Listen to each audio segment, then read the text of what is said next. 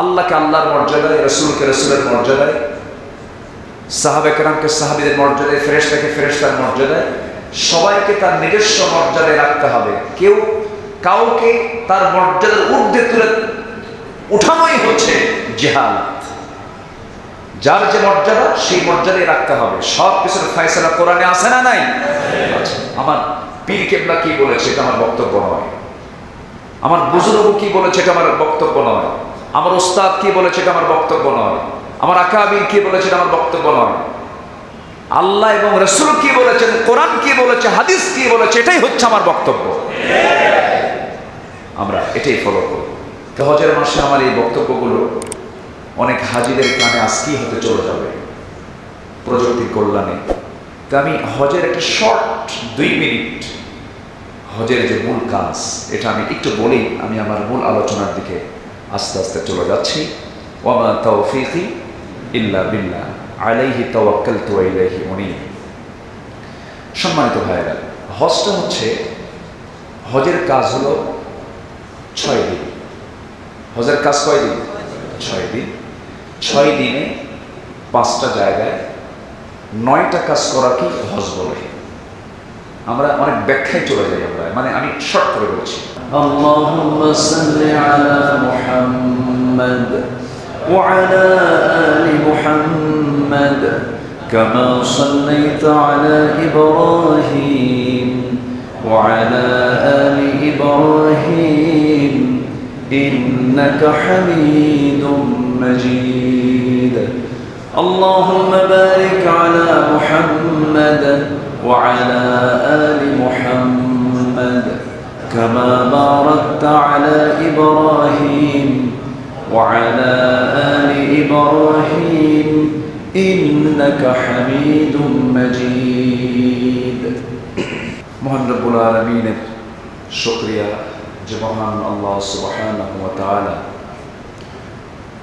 আমাকে আপনাকে বছরের গুরুত্বপূর্ণ একটি মাস, যে মাসে কোরবানির মতো, হজের মতো গুরুত্বপূর্ণ 2টি ইবাদত যেটা অন্য মাসে নেই,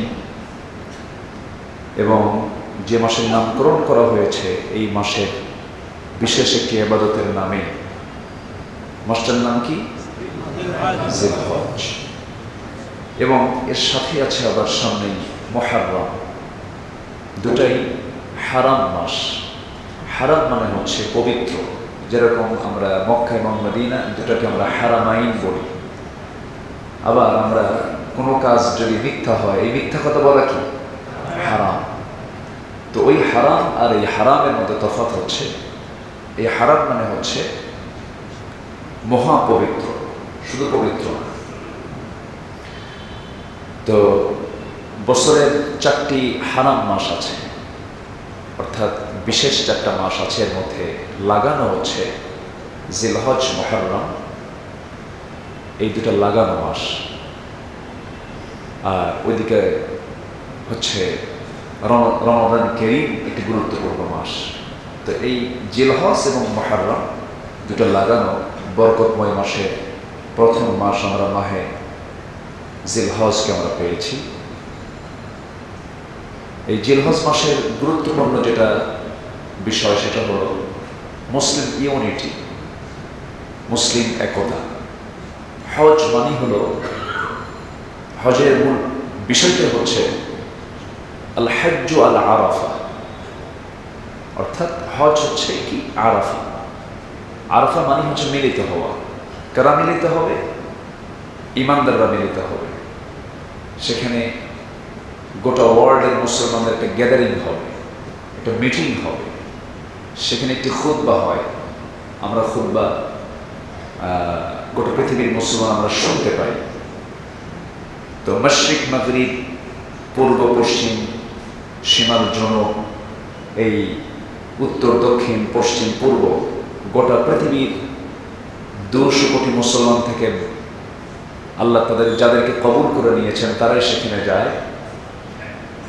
আরাফার দিবসে একটা মেসেজ নিয়ে সেখান থেকে সে ফিরে আসবে দেশে, এবং এটাই হচ্ছে শ্রেষ্ঠ মেসেজ হওয়া উচিত ছিল। কিন্তু আমি প্রথম সফর করেছি 2009 সালে, আজকে 2024।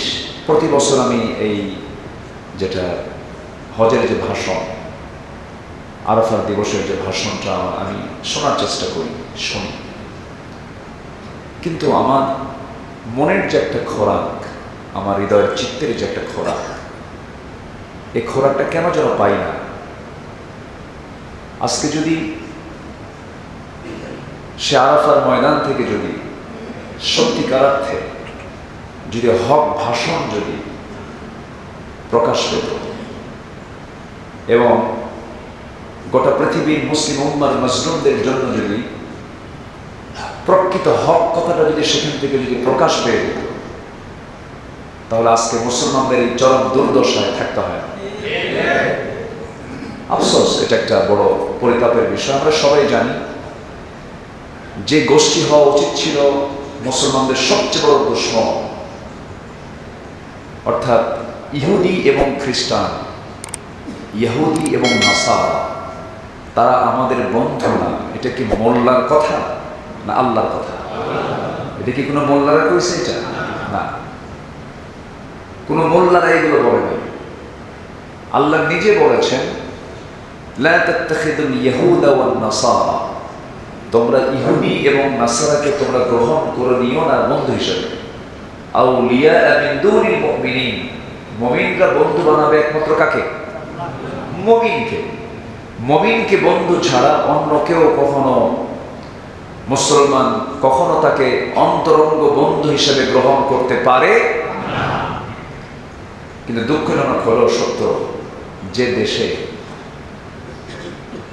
হজ করার জন্য আমরা যাই, গোটা পৃথিবীর, এটা ওপেন সেক্রেট, এটা গোটা পৃথিবীর মুসলিম উম্মাহ জানে, সেই ইহুদিদের সঙ্গে সবচাইতে সুসম্পর্ক কোন রাষ্ট্রের আমাদের সবার জানা আছে।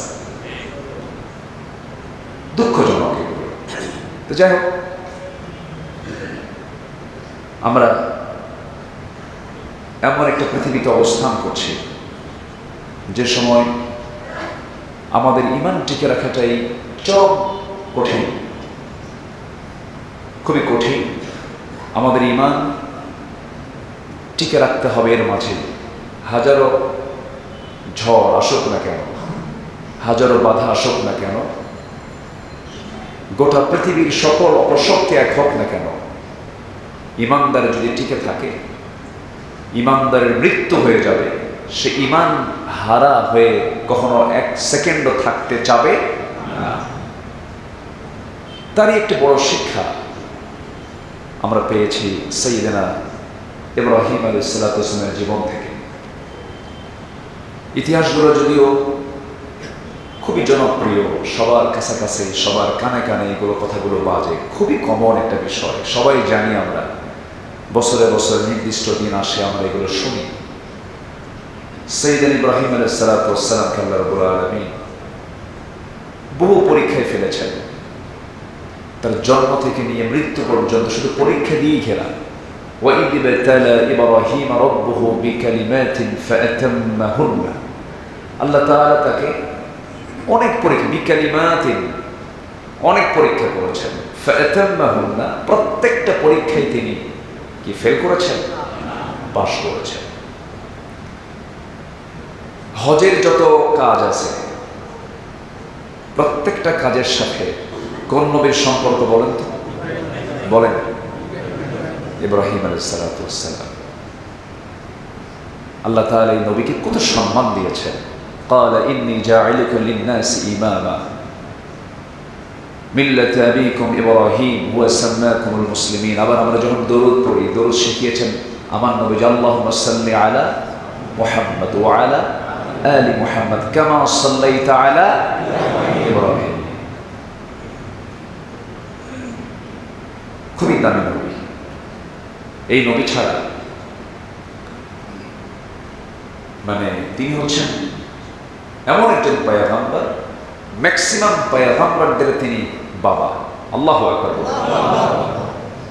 আল্লাহ তাআলা তাকে অনেক সম্মান দিয়েছেন, কিন্তু তিনি নবীদের বাপ। কিন্তু তার বাপটাকে বলেন তো? নবী? আচ্ছা, তিনি নবীদের বাপ, তিনি জাতির পিতা, তিনি মুত্তাকিদের ইমাম, অথচ তার বাপ ছিল একজন কাট্টা মুশরিক। খালি মুশরিক না, একদম খাঁটি, মানে মুশরিকের মধ্যে কিছু ক্লাস আছে তো, সে ছিল একদম ফার্স্ট ক্লাস মুশরিক। সে মূর্তি নিজের হাতে বানাতো, সে মূর্তি বাজারে গিয়ে বিক্রি করতো, মানে রব নিজের হাতে বানাতো, রব আবার বেঁচে খাইতো। রব কি করে খেত? বেঁচে খেত। এমন রব বেঁচেও খায়, এগুলো করত। তার ছেলে হলো ইব্রাহিম আলাইহিস সালাম। তিনি অত্যন্ত সম্মানিত একজন নবী ছিলেন। আল্লাহ তাআলা তাকে পারিবারিক, রাষ্ট্রীয় সব ধরনের বাধায় আল্লাহ তাকে ফেলেছিলেন, পরীক্ষায় ফেলেছিলেন। সকল পরীক্ষাতে তিনি বিশাল ধৈর্যের পরিচয় দিয়েছেন। তো হজের মাসে আমার এই বক্তব্যগুলো অনেক হাজিদের কানে আজকেই হতে চলে যাবে প্রযুক্তির কল্যাণে। তো আমি হজের একটা শর্ট 2 মিনিট হজের যে মূল কাজ, এটা আমি একটু বলেই আমি আমার মূল আলোচনার দিকে আস্তে আস্তে চলে যাচ্ছি। ওয়ামা তাওফীকি ইল্লা বিল্লাহ আলাইহি তাওয়াক্কালতু ওয়া ইলাইহি উনীব। সম্মানিত ভাইয়েরা, হজটা হচ্ছে, হজের কাজ হলো 6 দিন। হজের কাজ কয় দিন? 6 দিন। 6 দিনে 5টা জায়গায় 9টা কাজ করা কি হজ বলে। আমরা অনেক ব্যাখ্যায় চলে যাই আমরা, মানে আমি শর্ট করে বলছি। 6 দিনে 5 জায়গায় 9টা কাজ করাকে কি বলে? হজ বলে। এটা কি খুব কঠিন মনে হলো? এই যে বিভিন্ন প্র্যাকটিক্যাল চিত্র, এটা এই ওই এমন পেঁচ লাগায় দেয়, বড় বিপদের কারণ হয়ে যায়। 5 জায়গায় 6 দিনে 9টা কাজ সম্পন্ন করা কি বলে? হজ বলে। 5টা জায়গা হলো, 1 নম্বর হচ্ছে মিনা। 1 নম্বর কি? মিনা। নাম্বার 2 হচ্ছে আরাফা। নাম্বার 2 কোথায়? আরাফা। নাম্বার 3 হলো মুজদালিফা। মুজদালিফা। নাম্বার 4 হলো জামারাহ, অর্থাৎ যেখানে পাথর মারার জায়গা, সেখানে ছোট আছে, মেঝো আছে, আর বড়টাও আছে, 6 আছে। প্রতীক জামারা। আর নাম্বার 5 হলো বাইতুল্লাহ, আল্লাহর ঘর কাবা। এই 5টা হলো জায়গা। এই 5 স্থানে 9টা কাজ সম্পূর্ণ করতে হয়। কয় দিনে? কয়টা কাজ? কয় জায়গা? 5 জায়গা। যারা যাই নাই মনে রাখি, যারা গিয়েছি একটু মনে করি, এগুলো করছি আমরা। জি, এখন 9টা কাজে 3টা ফরজ। 3টা কি ফরজ, আর বাকি হলো 6টা, এটা হলো ওয়াজিব। 3টা ফরজ, এর মধ্যে মূল ফরজ হচ্ছে, মানে সিরিয়াল অনুযায়ী না, মূল ফরজ হচ্ছে আরাফা, 9 জিলহজ। এটা হচ্ছে মূল। আল হাজ্জু আল আরাফা, একদম ক্লিয়ার। এটা কিন্তু আমার কথা না, বলেছেন মুহাম্মদ সাল্লাল্লাহু আলাইহি ওয়াসাল্লাম। যদি কারো আরাফা মিস হয়, তার হজও কি মিস। আবার পরের বছর থেকে আসতে হবে, যেতে হবে, আরাফায় যেতেই হবে। কেউ যদি হার্ট স্ট্রোকও করে, ওখানে এমন ঘটনাও আছে, হয়তো কেউ স্ট্রোক করেছে। হ্যাঁ, স্ট্রোকের রোগী তো কেমনে নজরে করবে? তারা এরকম ব্যবস্থাও রেখেছে, একটা হেলিকপ্টারে করে অথবা কোনো জানে করে জাস্ট ওই এলাকাটা শুধু ঘুরে নিয়ে চলে গেল। একটা ব্যবস্থাও তারা সৌদি গভর্নমেন্ট রেখে দিয়েছে। খেদমতের দিক থেকে আরবের যে এই হজ মন্ত্রণালয়, তারা যে খেদমতের আঞ্জামটা দেয়, প্রশংসার দাবি রাখে। আল্লাহ তাআলা তাদের এই খেদমতের জন্য উত্তম পুরস্কার দান করুন। জোরে বলি আল্লাহুম্মা আমিন। সিরিয়াল অনুযায়ী হজের 1 নম্বর ফরজ কাজ হচ্ছে ইহরাম বাঁধা, অর্থাৎ 2 খণ্ড কাপড় ইহরামের নিয়তে এই হজের দিনগুলো হজ সম্পাদন করার নিয়তে ইহরাম বাঁধা। আমার নবীজি জীবনে হজ করেছেন কয়বার বলেন? 1 বার। রাসূলের একটা আমল হয়েছে বারবার না 1 বার? নামাজ হয়েছে বারবার, জিহাদ হয়েছে বারবার, রোজা হয়েছে বারবার, রোজা হয়েছে বারবার, জিহাদ হয়েছে বারবার, নামাজ হয়েছে বারবার, হজ হয়েছে 1 বার। আমার দেশে হজের বয়ান করে নাই এমন কোন হুজুর আছে? বলেন, আছে? হজের বয়ান করে নাই এরকম কোন হুজুর আছে বলেন তো? কিন্তু জিহাদের বয়ান করে নাই এমন হুজুর আছে না? নাই? আসতে বলে। কেন করে না? ভয়। এই তো ফাইন উত্তর দিয়েছেন একজন। তাহলে আমার নবীজির হজ হলো জীবনে একবার, সেই বয়ান কোন হুজুর বাদ দেন না। কিন্তু যে জিহাদ আমার রাসূল জীবনে করেছেন একবার না, তার জীবনে যুদ্ধ সংগঠিত হয়েছে হলো ৮৬টা।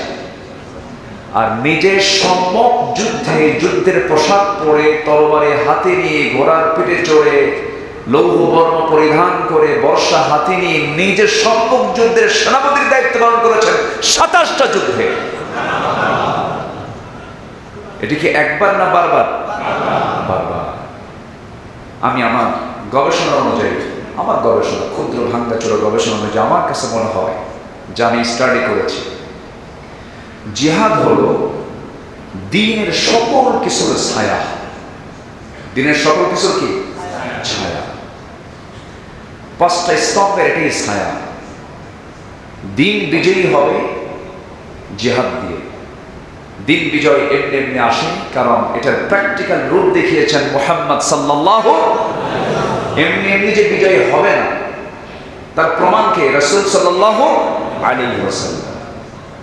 তাহলে দ্বীন বিজয়ী হবে কি দিয়ে? জিহাদ দিয়ে।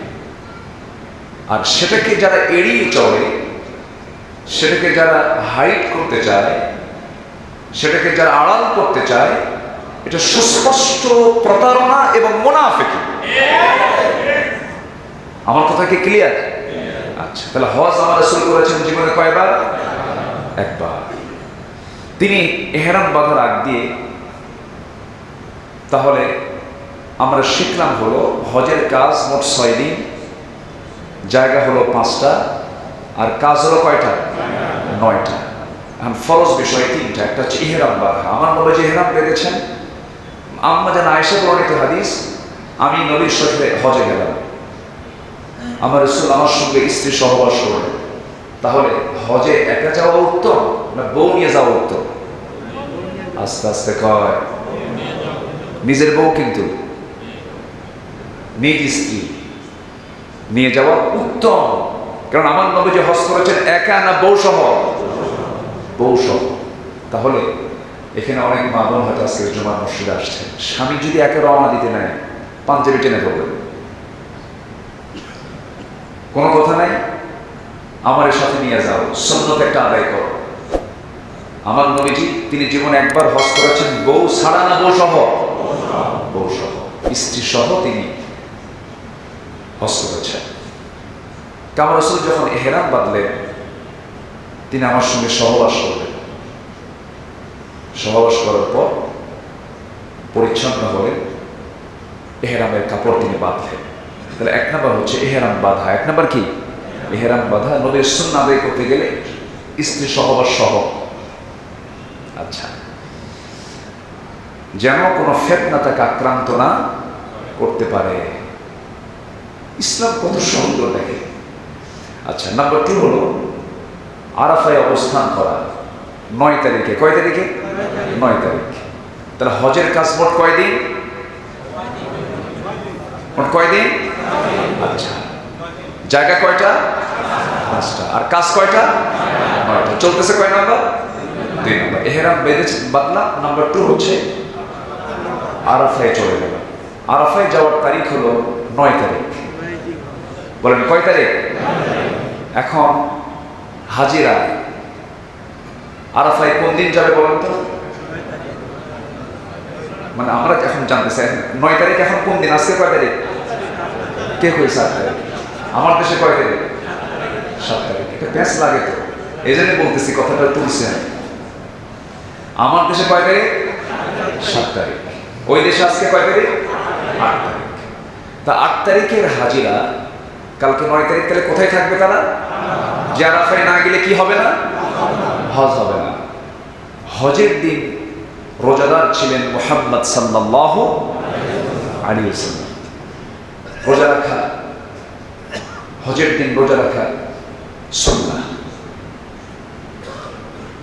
তো এই রোজাটা 9 তারিখে রাসূল বলেছেন। আমি আমার দেশে আজকে 7, কালকে 8, কালকে কি করবো বলেন? রোজা রাখবো? আচ্ছা, কালকে যদি আমরা রোজা রাখি তাহলে আরবেও রোজা চলবে, আরাফার দিন। তাহলে আরবেও রোজা, আমি বাংলাদেশেও রোজা আছে। তাহলে পরের দিন আরবে কি? তো পরের দিন আমরা কুরবানি দিই, হবে না? আজকে হবে নাকি বলেন? হবে না। তাহলে কালকে যদি আমরা রোজা রাখি, আরবের সাথে মিলালাম, হাজির সঙ্গে মিলালাম, রোজা রাখছি, এটা ঠিক আছে, রাখলাম। সোম ইয়াউম আরাফা, তোমরা আরাফার দিনে কি রাখো? রোজা রাখো, রাখলাম রোজা। কিন্তু পরের দিন বলেন, পরের দিন কি করবেন? কারণ রোজার সাথে সম্পর্ক হলো যেদিন রোজা রাখলাম তার পরের দিন হলো কোরবানি। আরবের লোক পরের দিন কি করবে? কোরবানি করবে। আমরা কি কোরবানি দিন সেদিন পাইছি? পাই নাই। তো সেদিন আমরা কি করবো? রোজা রাখবো। তাহলে আরাফার দিনের রোজা কোনটা বলেন? আচ্ছা, আমি ফিতনায় যেতে চাই না, আমি বিতর্কেও যেতে চাই না। আমি বরাবরই আমার আলোচনা যারা ফলো করেন, আমি কখনো ভ্রাতৃত্ব নষ্ট হবে। হজ মানে হলো, হজ হচ্ছে ভ্রাতৃত্বের প্রতীক। গোটা পৃথিবীর মুসলমান এক হয়ে যাও, এক সুতার কাঠিতে আবদ্ধ হও। তাআলাউ ইলা কালিমাতিন সাওয়াইন বাইনানা ওয়া বাইনাকুম, সবার কালিমা একটাই, লা ইলাহা ইল্লাল্লাহ, লাব্বাইক আল্লাহুম্মা লাব্বাইক, লা শারীকা লাকা, ইন্নাল হামদা ওয়ান নি'মাতা লাকা ওয়াল মুলক লা শারীকা লাক। এটাই তো। তাহলে সবার ভাষা, সবার কালিমা এক। আমরা ঠুনকু বিষয়ে গন্ডগোল করতে যাবো কেন? অতএব কালকেও রোজা রাখি, পরের দিনও রাখি, জোরে বলে ইনশাআল্লাহ। আল্লাহ যেটা কবুল করে, ঠিক আছে? নূর মাটি এটা নিয়ে গন্ডগোল করার দরকার নাই। আল্লাহ তাআলা কিয়ামতের দিন এগুলো নিয়ে প্রশ্ন করবেন না। সেদিন আমি এটা কথার কথা বলছি, আবার এটাকে কে কোন দিক দিয়ে কোন প্যাচ লাগায় জানি না। আমাকে বলতে, হুজুর আপনি কি নূর গ্রুপ না মাটি গ্রুপ? মানে আমার আগে হুজুর চেক করতেছে যে এটা কোন গ্রুপের। আমি বললাম যে আমি, আল্লাহ তাআলা পৃথিবীর সেরা করে রাসূলকে বানিয়েছেন। একটা মানুষকে দেখলে যদি খুব সুন্দর হয় তখন বলে, আপনি তো চেহারা নুরানি চেহারা, তো এত সুন্দর নুরানি চেহারা আপনার, তো এরকম তো আমরা বলি না। তো আল্লাহ তাআলা রাসূলকে সব দিয়ে বানাইছেন, আলহামদুলিল্লাহ বলেন। নূর আর মাটি নিয়ে গন্ডগোল করার কোনো দরকার। তবে নূরের প্রকৃতি হচ্ছে ফেরেশতা, আর মাটির প্রকৃতি হলো কার? মানুষের। তো আদম আলাইহিস সালামকে সম্মানজনক সেজদা দিয়েছিল কে? ফেরেশতা। ফেরেশতার দাম বেশি না মানুষের দাম বেশি? মানুষের দাম বেশি। মাটির মধ্যে সবই আছে, কিন্তু নূরের মধ্যে সব নেই। আনা বাশারুম মিথলুকুম ইউহা ইলাইয়া আন্নামা ইলাহুকুম ইলাহুন ওয়াহিদ, আমি তোমাদের মতোই মানুষ। আল্লাহ তাআলা আমার কাছে ওহী নাযিল করেন, তোমাদের কাছে ওহী নাযিল করেন না। আমার পিতামাতা ছিল, তোমাদেরও পিতামাতা আছে। তবে হ্যাঁ, সব পাথরই এক পাথর নয়, পরশ পাথর আছে না নাই? আছে। তবে আল্লাহকে আল্লাহর মর্যাদায়, রাসূলকে রাসূলের মর্যাদায়, সাহাবে কেরামকে সাহাবীদের মর্যাদায়, ফেরেশতাকে ফেরেশতার মর্যাদায়, সবাইকে তার নিজস্ব মর্যাদায় রাখতে হবে। কেউ কাউকে তার মর্যাদার ঊর্ধ্বে তুলে উঠানোই হচ্ছে জিহাদ। যার যে মর্যাদা সেই মর্যাদায় রাখতে হবে। সব কিছুর ফয়সালা কোরআনে আছে না নাই? আচ্ছা, আমার পীর কেবলা কি বলেছে এটা আমার বক্তব্য নয়, আমার বুজুর্গ কি বলেছে এটা আমার বক্তব্য নয়, আমার ওস্তাদ কি বলেছে এটা আমার বক্তব্য নয়, আমার আকাবির কি বলেছে এটা আমার বক্তব্য নয়।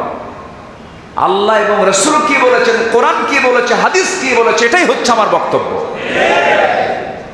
আমরা এটাই ফলো করব, কারণ ব্যক্তির কথার মধ্যে ভুল থাকতেই পারে, কিন্তু কোরআন এবং হাদিস যা বলবে এর মধ্যে কোনো মিথ্যা, কোনো ভুল নাই। তাহলে ইহরাম বাঁধব 1 নম্বর। 2 নম্বর হচ্ছে আরাফায় অবস্থান করা। যখন কোনো হজে যাবেন, আরাফায় অবস্থান করাটা তার জন্য হলো ফরজ, 9 জিলহজ। তোয়াফে জিয়ারা 3 দিনের যে কোনো একদিন করা যায়, 10, 11, 12 এই 3 দিনের যে কোনো একদিন তোয়াফে জিয়ারা, অর্থাৎ কাবাকে সামনে রেখে এটাকে জিয়ারা করা, তওয়াফ করা, তওয়াফে জিয়ারা। এই 3টা কাজ। ওয়াজিব হলো মুজদালিফে অবস্থান করা, খোলা আকাশে, থাকছে না? খোলা আকাশে, রাজা নাই, প্রজা নাই, মন্ত্রী নাই, এমপি নাই, কায়ত হয়ে শুয়ে থাক খোলা আকাশে, ফকির হও। আল্লাহু আকবার বলবেন না? রাজা বাদশা নাই আর ফকির নাই। শর্ত হলো কোনো এসি চলবে না, কোনো মানে এরকম মানে আড়ম্বরপূর্ণ কোনো অবস্থায় থাকা যাবে না। লেবাস দুইটা পরছো ফকিরের মতো, একদম সিট হয়ে খোলা আকাশের নিচে শুয়ে থাকে। আল্লাহু আকবার, আল্লাহু আকবার। আল্লাহ তাআলা এগুলো অর্ডার দিয়েছে। এরপর 10, 11, 12 এবং 13 প্রয়োজন এই 3 দিনের সময়গুলোতে পর্যায়ক্রমে কঙ্কর নিক্ষেপ করা, পাথর মারা, এটা ওয়াজিব। এরপরে হচ্ছে নাম্বার 3 হলো কোরবানি করা, হাদি অর্থাৎ জবাই করা।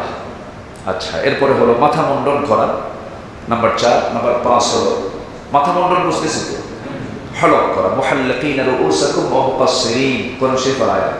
আপনি মাথা মুন্ডন করবেন অথবা কেচি দিয়ে কাটবেন, হ্যাঁ, চতুর্দিকে কেটে ফেলতে হবে অথবা ছোট ছোট করতে হবে। 0+ নাকি এখন কি বলে সব, 0, 01, 02, মানে এটা চতুর্দিকে যেন কাটা হয়। আর মেয়েদের মাথার চুলের আগায় কেচি দিয়ে কেটে ফেলা। আবার মেয়েরা যেন মাথা মুন্ডন না করে, আবার বউ নিয়ে যা মাথা মুন্ডন করে নিয়ে আসলে কিন্তু আরেক ব্যাখ্যা ব্যাপার, এটা করা যাবে। আচ্ছা, বিদায়ী তোয়াফ 6 নম্বর, এটা 5 দিনের বাইরে। এই 5 দিনের বাইরে আপনি যখন মক্কা থেকে একেবারে বিদায় হয়ে আসবো, যখন আপনি বিদায় হয়ে আসবেন সেই সময় তোয়াফ, এই বিদায়ী তোয়াফটা করা এবং যাচ্ছি আল্লাহ তোমার ঘর জিয়ারা করে আমি বিদায় নিচ্ছি। এই 6টা কাজ হলো ওয়াজিব কাজ। তাহলে এই 6টা ওয়াজিব কাজ, 3টা ফরজ কাজ, তাহলে মোট কাজ কয়টা? 9টা। কয়টা? 5টা। দিন কয়টা? 6টা। এটাকে হজ বলে। আল্লাহ তাআলা প্রত্যেক হাজিকে, আমার বক্তব্য যারা শুনছেন, আমার এই আলোচনা যারা শুনছেন, বিশেষ করে যারা হজের ময়দানে আগামীকালকে উপস্থিত হবেন, আরাফায় যাবেন, ইতিমধ্যে তারা মিনার উদ্দেশ্যে রওনার প্রস্তুতি নিচ্ছেন, তারা ইতিমধ্যে মনে হয় হ্যাঁ প্রস্তুতি নিয়ে ফেলতেছেন, কিছুক্ষণের মধ্যেই তারা বের হয়ে যাবেন, মিনায় যাবেন, এরপর তারা দেন আরাফায় চলে যাবেন। তো আমি ওই সমস্ত হাজিদের উদ্দেশ্যে বলতে চাচ্ছি, আল্লাহ তাআলা আপনাদের এই 9টি কাজ 5টি জায়গায় 6 দিনে সুন্দরভাবে অত্যন্ত যত্নের সাথে একদম কাবা ঘরের মেহমান হয়ে, আল্লাহর মেহমান হয়ে এই 9টি কাজ সম্পূর্ণ করার তৌফিক আল্লাহ তাআলা দান করুন। জোরে বলি আল্লাহুম্মা আমিন। এর মধ্যে দিয়ে আমরা একটা মাসলা জানা হয়ে গেল আমাদের, সেটা হলো রোজা রাখবো অন্তত কয়দিন? 2 দিন। তাহলে আরাফাতের এই যে একটা জটিলতা, এটা কাভার হয়ে যাবে। আল্লাহ তাআলা যেন আমাদেরকে এই অত্যন্ত বরকতময় এই রোজা আল্লাহ তাআলা আমাদের সবাইকে রাখার তৌফিক আল্লাহ তাআলা দান করুন। জোরে বলি আল্লাহুম্মা আমিন।